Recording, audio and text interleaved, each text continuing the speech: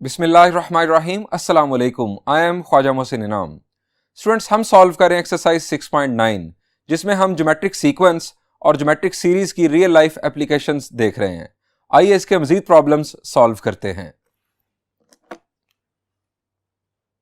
Students, this is problem number 4। Statement is the enrolment of a famous school doubled after every 8 years from 1970 to 1994. If the enrollment was 6,000 in 1994, what was its enrollment in 1970? Students, हमें एक school की enrolment के हवाले से information दी जा रही है। हमें बताया जा रहा है कि 1970 से लेकर 1994 तक हर 8 साल बाद उसका एनरोलमेंट डबल हो जाता था। अगर 1994 में उसका एनरोलमेंट 6,000 था तो 1970 में कितना एनरोलमेंट हुआ था?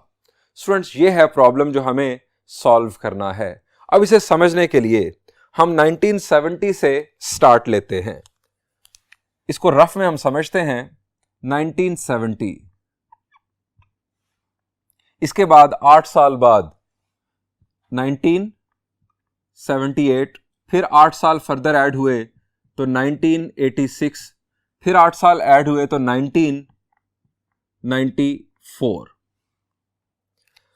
अब स्टूडेंट्स, हमें बताया जा रहा है कि 1994 में 6,000 एनरोलमेंट था। हम यहां पर लिख लेते हैं कि 6,000 था एनरोलमेंट। हमें मालूम करना है कि 1970 में कितना एनरोलमेंट था, जबकि यह भी बताया गया कि हर 8 साल बाद एनरोलमेंट डबल हो जाता था।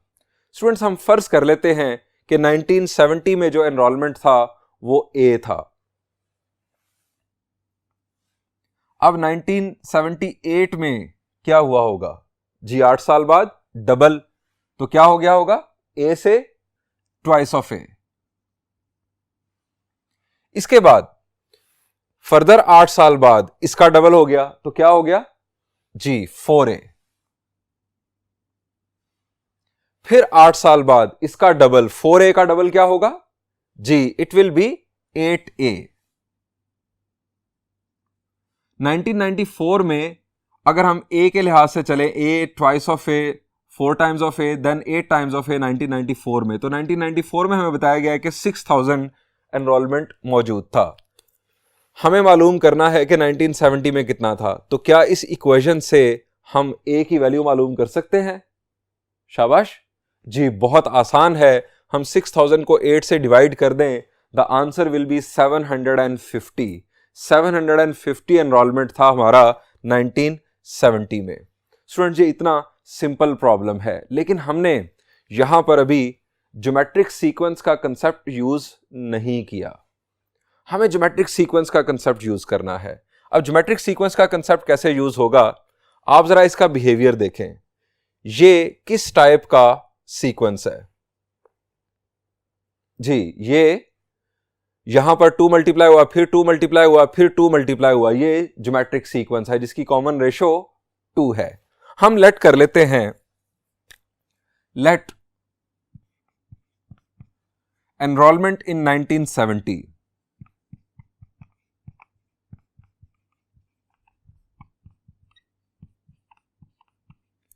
Is equal to A.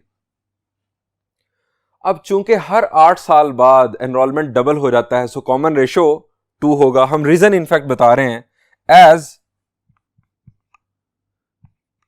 Enrolment doubled after every 8 years, so R की वैल्यू हमारे पास आ गई 2। अब स्टूडेंट, सवाल यह है कि जो 1994 में एनरोलमेंट है, ये इस ज्योमेट्रिक सीक्वेंस की कितनवीं टर्म है जी? फर्स्ट टर्म ए, सेकंड टर्म, थर्ड टर्म और ये फोर्थ टर्म। सो हम यहां लिखेंगे एनरोलमेंट इन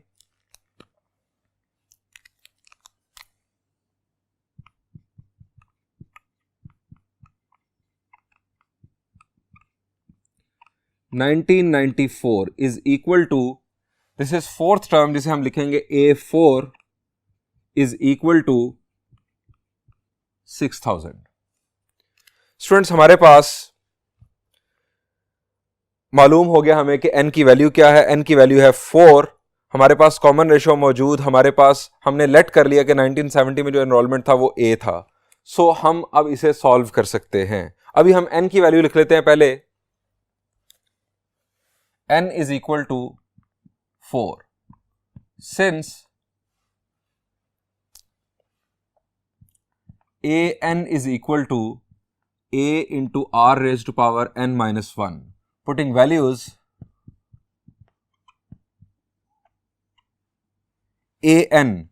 n की वैल्यू हम 4 पुट कर रहे हैं, is equal to a r 4 minus 1. Further values put की, A4 की वैल्यू हमारे पास है 6000, a हमें मालूम करना है, r की वैल्यू हमारे पास 2 और 4 minus 1 is 3. 2 raised to power 3 is 8. 6000 divided by 8 will be 750.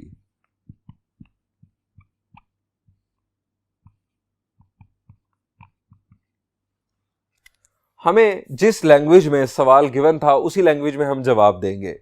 हमें पूछा गया था कि what was it's enrolment in 1970। अब हम लिखेंगे हेंस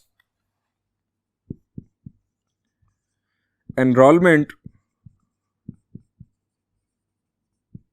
in 1970 was 750। स्टूडेंट्स यहां पर इस प्रॉब्लम का सॉल्यूशन एंड हुआ। बढ़ते हैं नेक्स्ट प्रॉब्लम की जानिब। Students this is problem number 5। Statement is a singular cholera bacteria produces 2 complete bacteria in half hours. If we start with a colony of A bacteria, how many bacteria will we have in n hours? Students आसान अल्फाज में फर्ज करें हमारे पास अभी एक bacteria है। हमें कहा जा रहा है कि एक यानी single cholera bacteria produces 2 complete bacteria in half hours. आधे घंटे बाद इस एक ने 2 प्रोड्यूस कर दिए। स्टूडेंट्स इनमें बाइनरी फिशन का अमल होता है, एक से ये 2 हो गए हाफ आवर्स के बाद। अब फर्दर हाफ आवर्स के बाद क्या होगा जी, इन दोनों में से हर एक फर्दर 2-2 बनाएगा तो 2 से हो जाएंगे 4। फिर आधे घंटे बाद 4 से 8, फिर आधे घंटे बाद 8 से 16। अब स्टूडेंट्स हमें यहां पर बिहेवियर समझना है। स्टूडेंट्स अगर हम इसको देखें इस सीक्वेंस को, तो ये किस टाइप का सीक्वेंस बन रहा है? 1 2s are 2, 2 2s are 4, 4 2s are 8, 8 2s are 16। ये ज्योमेट्रिक सीक्वेंस बन रहा है, चूंकि सेम नंबर मल्टीप्लाई करने से हम आगे जा रहे हैं। इसकी कॉमन रेशो क्या बन रही है? शाबाश जी, कॉमन रेशो बन रही है 2। अब ये 2 common ratio students half hour के लिए है। हमें जो फाइनली पूछा गया है वो है n आवर्स के बाद कितने बैक्टीरियाज होंगे। हमें आर्ली बेस्ड कॉमन रेशो चाहिए। अब आर्ली बेस्ड कॉमन रेशो कैसे आएगी? ये हाफ आवर के बाद हमें ये क्वांटिटी मिली और फर्दर ये हाफ आवर के बाद क्वांटिटी मिली। 1 से 4 हुए पूरे 1 घंटे बाद, और फिर 4 से 16 हुए फर्दर 1 घंटे बाद। तो स्टूडेंट्स 1 घंटे के लिहाज से यहां पर कॉमन रेशो बन रही है 4। सो इसका सॉल्यूशन स्टार्ट करते हैं। हम यहां लिखेंगे initial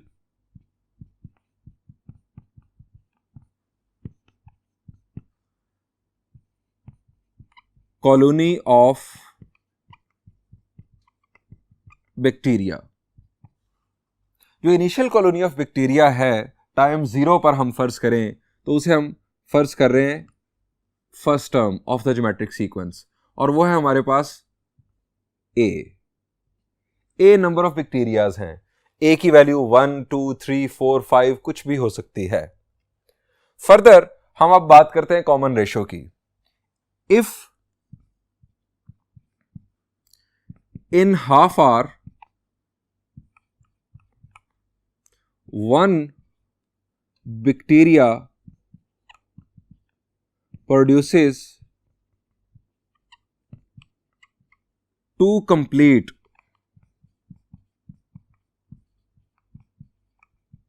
bacteria.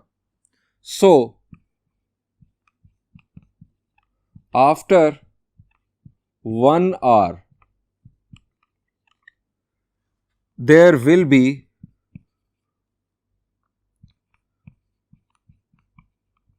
4 bacteria. So R की वैल्यू हमारे पास हो जाएगी 4, चूंकि 1 से 4 हो गए, R की वैल्यू होगी 4. अब स्टूडेंट्स हमें मालूम करना है कि आफ्टर n आवर्स कितने बैक्टीरियाज होंगे. अब आफ्टर n आवर्स कितने बैक्टीरियाज होंगे, हमारे पास फर्स्ट टर्म आ चुकी, ज्योमेट्रिक सीक्वेंस की हमारे पास कॉमन रेशो आ चुकी. आफ्टर n आवर्स जो हमारे पास टर्म है ये कितनी टर्म होगी ये हमें मालूम होना चाहिए. स्टूडेंट्स आपके ख्याल से कितनी टर्म होगी? जी आपके ज़हन में आएगा ये nth टर्म ही होगी. अब जरा समझ लें स्टूडेंट्स, ये है हमारे पास टाइम 0. 1 घंटे बाद हम यहां पर आ गए, 2 घंटों के बाद हम यहां पर आ गए. अब जरा यहीं से पैटर्न देख लें. 1 घंटे बाद ये कितनी टर्म है? जी ये सेकंड टर्म है. पहली टर्म है 1, दूसरी 4, तीसरी 16. अब 1 घंटे बाद सेकंड टर्म है, 2 घंटों के बाद थर्ड टर्म है. तो n घंटों के बाद कितनी टर्म होगी? जी n+1th टर्म होगी. After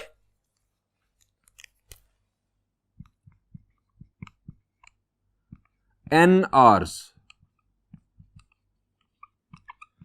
there will be an+1 number of bacteria. अब हम ये टर्म मालूम करेंगे, यानी अगर 5 घंटे गुजरेंगे तो हमारे पास जो हम टर्म मालूम करेंगे वो 6 टर्म होगी.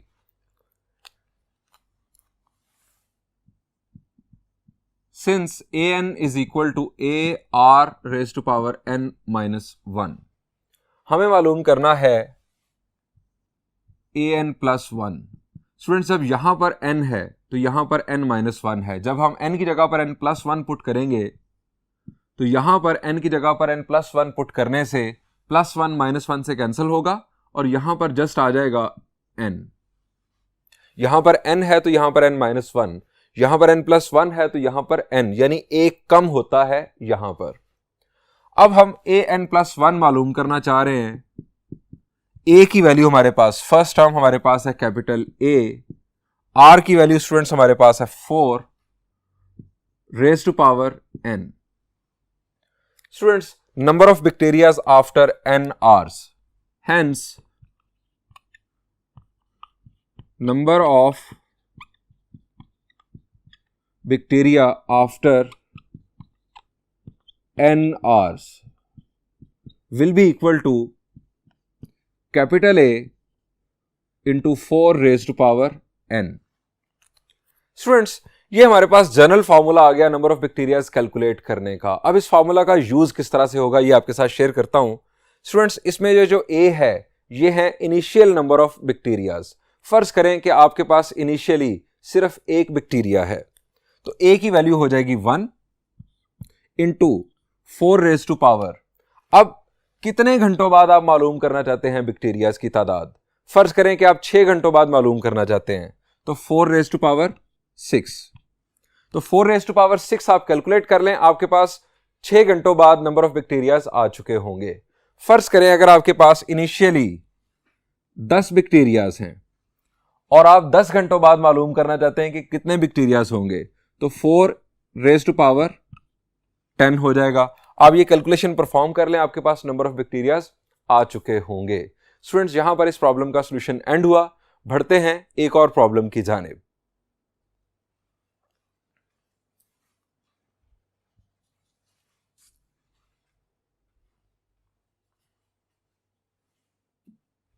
Students, this is very interesting problem related to geometry. This is problem number 6 of exercise 6.9. Statement is, joining the midpoints of the sides of an equilateral triangle having half the perimeter of the original triangle is obtained. आसान अल्फाज में हमें बताया जा रहा है कि अगर हम किसी इक्विलेटरल ट्राइंगल की साइड्स के मिड पॉइंट्स को ज्वाइन करें तो जो नई ट्राइंगल बनती है वो भी इक्विलेटरल होती है और उसका पेरीमीटर ओरिजिनल ट्राइंगल से हाफ होता है। इक्विलेटरल ट्राइंगल तो आप जानते ही हैं, एक ऐसी ट्राइंगल जिसकी तीनों साइड्स बराबर हों। Next sentence is we form a sequence of nested equilateral triangles in the manner described above with the original triangle having perimeter 3/2. Students वो बता रहा है कि हम इस तरह से अगर ट्राइंगल्स बनाते चले जाएं, यानी फर्स्ट ट्राइंगल स्टार्टिंग पर उसका पेरीमीटर फर्ज किया कि हमें बताया जा रहा है कि 3/2 है, हमने उसकी साइड्स के मिड पॉइंट्स को ज्वाइन किया तो नई बनी एक इक्विलेटरल ट्राइंगल जिसका पेरीमीटर 3/2 का हाफ होगा। फिर उसके साइड्स के मिड पॉइंट्स को हमने ज्वाइन किया तो एक और इक्विलेटरल ट्राइंगल बनी उससे छोटी, उसके अंदर उसका पेरीमीटर पिछली ट्राइंगल से हाफ होगा और इस तरह से हम बनाते चले गए ट्राइंगल्स, यानी एक ट्राइंगल के अंदर further triangle, then further triangle, then further triangle. What will be the total perimeter of all the triangles formed in this way? जितनी ट्राइंगल्स बनेंगी, कितनी ट्राइंगल्स बनेंगी? In fact infinite number of triangles बनेंगी। इस तरह बनने वाली इनफाइनाइट ट्राइंगल्स के पेरीमीटर्स का सम क्या होगा, ये स्टूडेंट्स हमें मालूम करना है। स्टूडेंट्स इस प्रॉब्लम को अगर अभी भी आप मेरी बातों से समझ नहीं पाए तो समझने के लिए आइए आपके साथ शेयर करता हूं। स्टूडेंट्स ये हमारे पास एक इक्विलेटरल ट्राइंगल, जैसा कि आप देख रहे हैं, this is clearly equilateral triangle. इसकी साइड्स के मिड पॉइंट्स को हमने ज्वाइन किया तो हमें एक और मिल गई इक्विलेटरल ट्राइंगल। अब इसका पेरीमीटर पहले वाली ट्राइंगल के पेरीमीटर से हाफ होगा।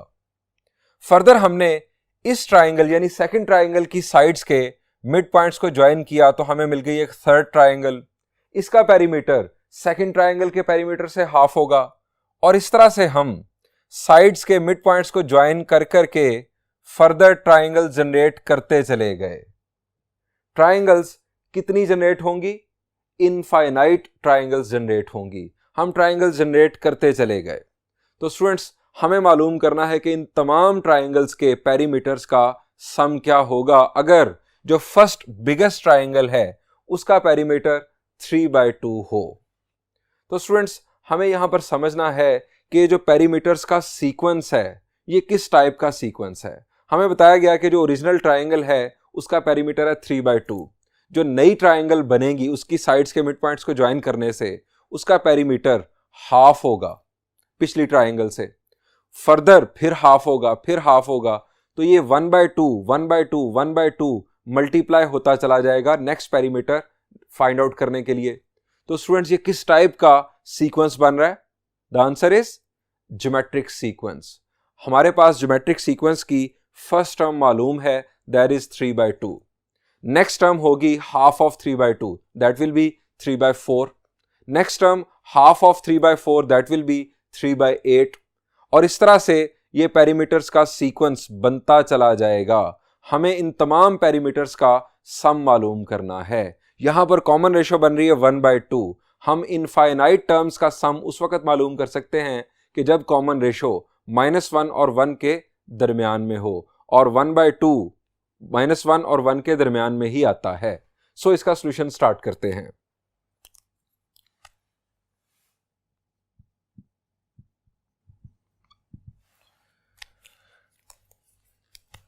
पेरीमीटर ऑफ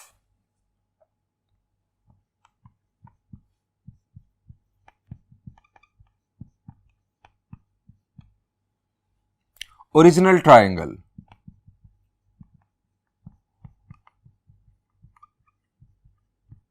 हम इसे फर्ज कर रहे हैं A, first term of the sequence, and this is 3/2।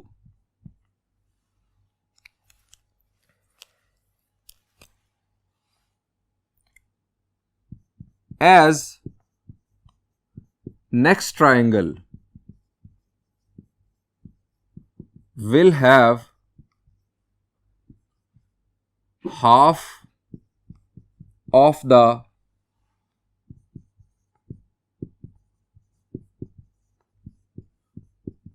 of the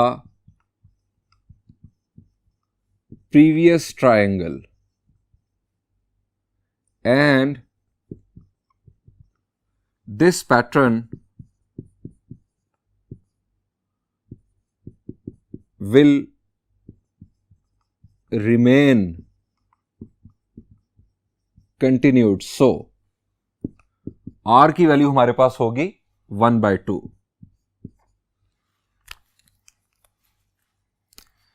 Sequence of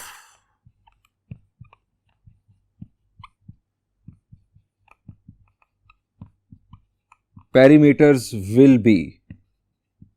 perimeters का सीक्वेंस क्या बनेगा? स्टूडेंट्स, फर्स्ट टर्म हमारे पास 3/2, सेकेंड टर्म हाफ ऑफ 3/2. अब ये क्या बन जाएगा? 3/4. थर्ड टर्म हाफ ऑफ 3/4, ये बन जाएगा 3/8. Fourth term half of 3/8, so on so forth. अब इन तमाम पैरामीटर्स का सम मालूम करने के लिए हम इससे बना लेंगे series. To find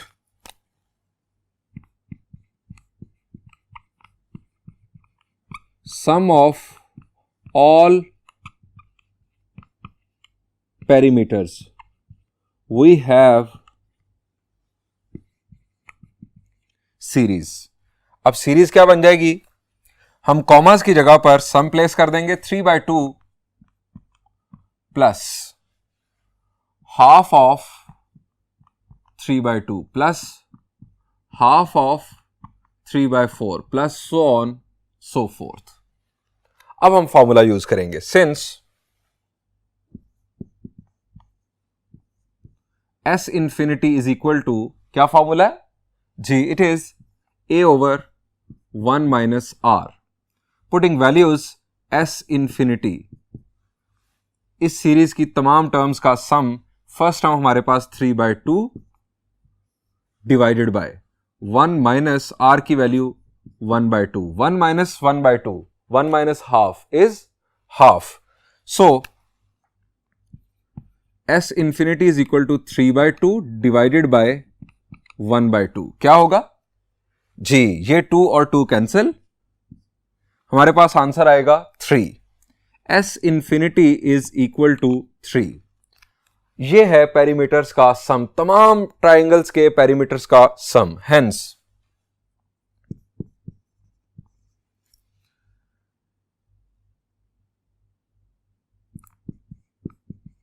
total perimeter of all the triangles is equal to 3. अब जो पेरीमीटर है इसका कोई यूनिट होगा, लेकिन हमें यहां पर मालूम नहीं कि वो सेंटीमीटर्स में है या मीटर्स में है. हम यहां पर सिर्फ लिख देंगे यूनिट्स. स्टूडेंट्स, ये हमें मिल गया फाइनल आंसर. अगर जो ओरिजिनल ट्राइंगल है, जो स्टार्टिंग ट्राइंगल है, उसका पेरीमीटर 3/2 हो, तो इनफाइनाइट नंबर ऑफ ट्राइंगल्स जो उसके अंदर बनती चली जाएंगी, उन तमाम ट्राइंगल्स के पेरीमीटर्स का सम 3 यूनिट्स होगा. स्टूडेंट्स, फर्ज करें कि हम ओरिजिनल ट्राइंगल के पेरीमीटर को चेंज करते हैं, तो चेंज कहां पर आएगा? स्टूडेंट्स, चेंज आएगा हमारे पास यहां पर. ए की वैल्यू चेंज हो जाएगी. आप फर्ज करेंगे अगर ओरिजिनल ट्राइंगल का पेरीमीटर 5 है, तो यहां पर आ जाएगा 5. और अगर हम फर्ज करें कि ओरिजिनल ट्राइंगल का पेरीमीटर पी है, मैं जनरली एक फॉर्मूला बनाना चाह रहा हूं आपके लिए. अगर ओरिजिनल ट्राइंगल का पेरीमीटर हम पी फर्ज कर लें, P over 1 minus R, that is R common ratio यही रहेगी, क्योंकि जब भी हम नेक्स्ट ट्राइंगल बनाएंगे साइड्स के मिड पॉइंट्स को ज्वाइन करके, तो ओरिजिनल जो पिछली ट्राइंगल है उसका जो पेरीमीटर होगा उससे हाफ पेरीमीटर नेक्स्ट ट्राइंगल का होगा. सो ये तो 1/2 ही रहना है किसी भी केस में. 1 माइनस 1/2 इज 1/2. अब ये 1/2 का जो 2 है ये डिवाइड मल्टीप्लाई करेगा p को, तो ये हमारे पास बन जाएगा ट्वाइस ऑफ p. इसका मतलब ये हुआ कि अगर हमारी ओरिजिनल ट्राइंगल का पेरीमीटर 5 होगा, तो तमाम जो इनफाइनाइट नंबर ऑफ ट्राइंगल्स होंगी उन सब के पेरीमीटर्स का सम ट्वाइस ऑफ P यानी 2 5s are 10 होगा। अगर 100 होगा ओरिजिनल ट्राइंगल का पेरीमीटर, तो तमाम बनने वाली ट्राइंगल्स के पेरीमीटर्स का सम 100 2s are 200 यूनिट्स होगा। स्टूडेंट्स, ये हमारे पास बन गया जनरल फार्मूला। अभी हमें स्पेसिफिक केस गिवन था जिसको हमने सॉल्व किया और उसका आंसर हमें मिला 3 यूनिट्स। यहां पर इस प्रॉब्लम का सॉल्यूशन एंड हुआ। एक्सरसाइज 6.9 का भी स्टूडेंट्स यहां पर इख्तिताम हुआ, लेकिन हमने कुछ प्रॉब्लम्स एक्सरसाइज 6.8 के अंदर छोड़े थे। इनफैक्ट 2 प्रॉब्लम्स हमने वहां पर छोड़े थे। Those were word problems, those were real life applications of geometric series. So वो प्रॉब्लम्स हम अब सॉल्व करेंगे। आइए उन प्रॉब्लम्स की तरफ बढ़ते हैं।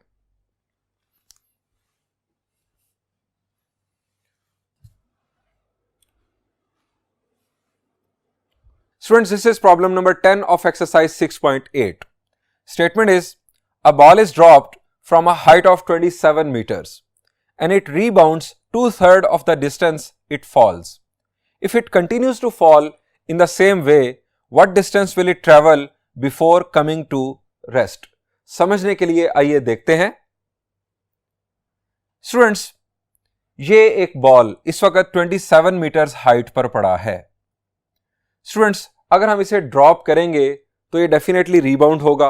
अब हमें बताया गया है कि ये रीबाउंड कितना होगा, 2/3 of the distance it falls. जितना ये डिस्टेंस कवर करके ड्रॉप होगा उसका 2/3 ये रीबाउंड होगा। हर दफा ऐसे ही होगा। अब 27 का 2/3 होता है 18 मीटर्स, यानी जब हम इसे 27 मीटर हाइट से गिराएंगे तो ये 18 मीटर हाइट दोबारा गेन करेगा रीबाउंड होने के बाद। अब हम इसे गिरा रहे हैं, ये हमने इसे गिराया, बॉटम पर हम इसे रोकते हैं। स्टूडेंट्स, इसने अभी तक कितना डिस्टेंस कवर किया? The answer is 27 metres. अब ये रीबाउंड होगा 2/3 ऑफ 27, दैट इज 18 मीटर्स। ये रीबाउंड हुआ और रीबाउंड होके ये 18 मीटर हाइट पर पहुंचा और वापस गिरा। अब डिस्टेंस कितना ऐड होगा? जी, ट्वाइस ऑफ 18 मीटर्स ऊपर गया और 18 मीटर्स ही नीचे आया। अब जब ये दोबारा ग्राउंड को हिट करेगा तो फिर 2/3 ऑफ 18 ये फिर रीबाउंड होगा। अब 2/3 ऑफ 18 होता है 12 मीटर्स। अब ये 12 मीटर्स ऊपर जाएगा और 12 मीटर्स नीचे आएगा, कुछ इस तरह से। अब ये टोटल डिस्टेंस इसने फर्दर कवर क्या किया? जी, ट्वाइस ऑफ 12 मीटर्स। अब 12 मीटर्स का 2/3 होता है 8 मीटर्स, तो अब ये 8 मीटर्स रीबाउंड होगा। ये रीबाउंड हुआ, 8 मीटर्स ऊपर गया और 8 मीटर्स नीचे आया। स्टूडेंट्स, इस तरह से ये रीबाउंड होता चला जाएगा। हर दफा 2/3 ऑफ द प्रीवियस डिस्टेंस ये रीबाउंड होता चला जाएगा। स्टूडेंट्स, आप प्रॉब्लम को समझ गए हैं। अब हम इस प्रॉब्लम को सॉल्व करते हैं प्रॉपरली। हमें टोटल डिस्टेंस कवर्ड मालूम करना है जो इस बॉल ने किया, और ये वर्टिकल डिस्टेंस है, यानी ये अप डाउन मूवमेंट है। हम इस अप डाउन जो डिस्टेंस है इसको कैलकुलेट करने जा रहे हैं। आइए इसको प्रॉपरली सॉल्व करते हैं। स्टूडेंट्स, हम लिखेंगे सीक्वेंस ऑफ डिस्टेंसेस।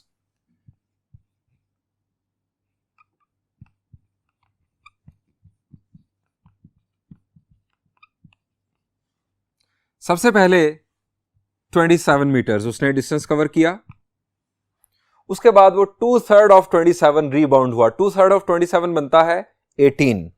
सो हम लिखेंगे, और ये 18 मीटर से ऊपर गया और फिर नीचे आया, यानी twice of 18। Twice of 2/3 of 27, फिर ट्वाइस ऑफ 2/3 ऑफ, ये है 18, तो अब 18 का 2/3, ये 18 का 2/3 बनता है 12। ट्वाइस ऑफ 2/3 ऑफ 12, ये हमारे पास बन जाएगा 8 मीटर्स। 8 मीटर्स ऊपर गया, 8 मीटर्स नीचे आया, इसलिए हमने डबल किया और ये सिलसिला जारी रहा। यह है स्टूडेंट सीक्वेंस ऑफ डिस्टेंसेस। अब हम इन तमाम डिस्टेंसेस का सम मालूम करना चाहते हैं, सो हम यहां लिखेंगे सम of distances.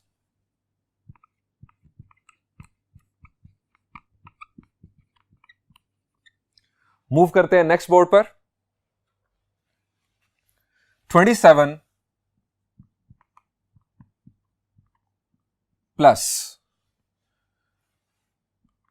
Twice of 18 plus twice of 12 plus twice of 8 plus so on so forth. Students, हमें इस सीरीज का सम मालूम करना है। Further sum is equal to 27 plus, आप समझ गए होंगे कि यहां से हम 2 कॉमन ले सकते हैं। 2 कॉमन लिया तो 18 plus 12 plus 8 plus so on so forth. Students, अब हमें देखना है कि ये किस टाइप की सीरीज है। 18 से 12, 12 से 8 कैसे आया। 18 डिवाइडेड बाय 12 या 12 डिवाइडेड बाय 18 अगर आप चेक करेंगे तो हमें आंसर मिलेगा वही 2/3, 2/3।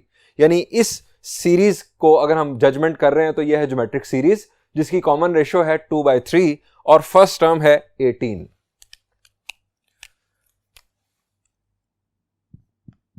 In square brackets it is a geometric series with a is equal to 18 and common ratio is equal to 2/3. So, sum of distances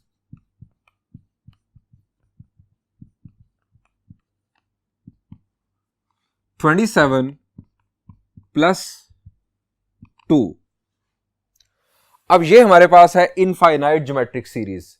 इस सीरीज का हमने सम मालूम करना है। सो हम यहां पर फॉर्मूला लगा रहे हैं। फॉर्मूला हमारे दिमाग में चलेगा S इन्फिनिटी का formula, first term 18 over 1 minus R। Bracket के अंदर हम इस सीरीज का सम मालूम कर रहे हैं और ये टोटल हमारा हो जाएगा डिस्टेंस कवर्ड। स्टूडेंट्स, इसे सॉल्व कर लेते हैं, इसे सिंप्लीफाई कर लेते हैं। 27 plus 2, 18 over 3 ones are 3, 3 minus 2 will be 1, 1/3।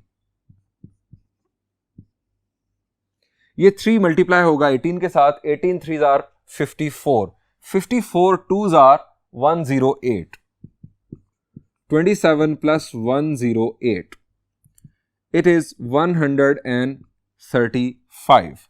हमें कहा गया था कि आप टोटल डिस्टेंस जो है वो फाइंड आउट करें जो ये ball before coming to rest cover करेगा। सो अब हम कंक्लूड करेंगे इसका आंसर।